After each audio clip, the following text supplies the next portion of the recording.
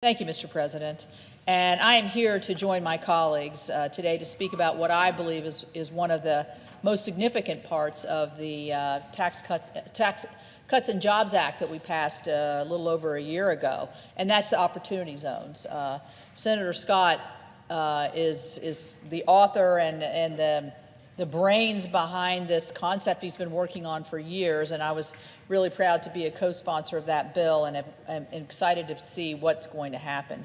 Ever since that historic legislation that we passed and it became law in 2017, I've heard from many individuals and families, small businesses back in West Virginia about all the ways that they've benefited from this.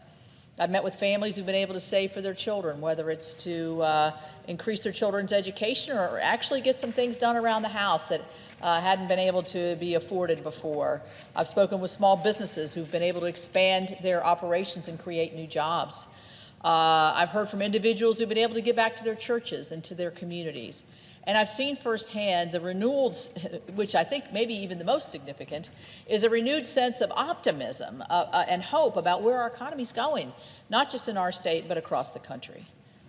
Many critics of the tax cut legislation say folks like those living in West Virginia wouldn't feel the positive effects. But I can tell you we have experienced that in West Virginia. Those same critics then said that the benefits would only be temporary. I heard Senator Scott talk about the growth figure over the last quarter, phenomenal. And I've seen figures in West Virginia, how wage growth is increasing, how our annual salaries are increasing. Our unemployment still remains a little bit high, but it's still moving down over the last several, or at least the last month. As recently as last week, I met a small business owner in South Charleston who is beginning to and currently creating new jobs because of that tax reform. But thanks to a specific provision in the tax reform bill, a provision, as I said, Senator Scott sponsored and that we and then several of our colleagues joined, I'm positive that the new tax law will continue to drive economic growth and optimism through opportunity zones. Now, there is no state better made for an opportunity zone investment than our state. I'm going to sell it right here. As my colleagues before me have explained, the idea is quite simple. It's to incentivize private investments in communities that need it the most. Communities that for one reason or another have struggled more than others economically, that have been hit hard and are in need of not just a little, but a major jump start. And they're communities full of great people, people with great ideas and strong ambition. But they're in need of the capital to get those ideas off the ground, to start and expand their businesses and to drive that growth and development. That's something that's really not easy to do in a small state, in particular a small rural state. It's very difficult.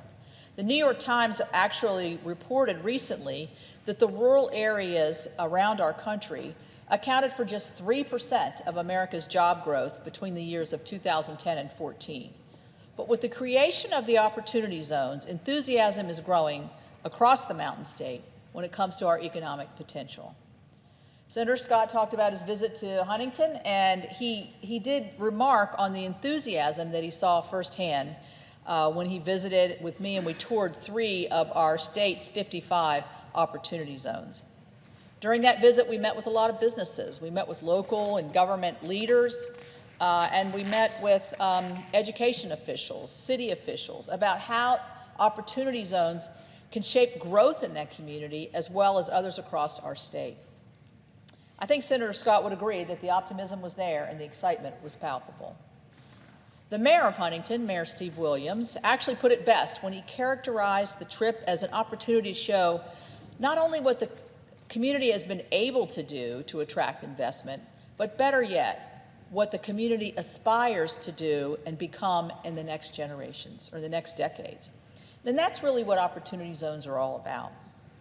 Not only driving investments today, but building those foundations of growth and development for the future.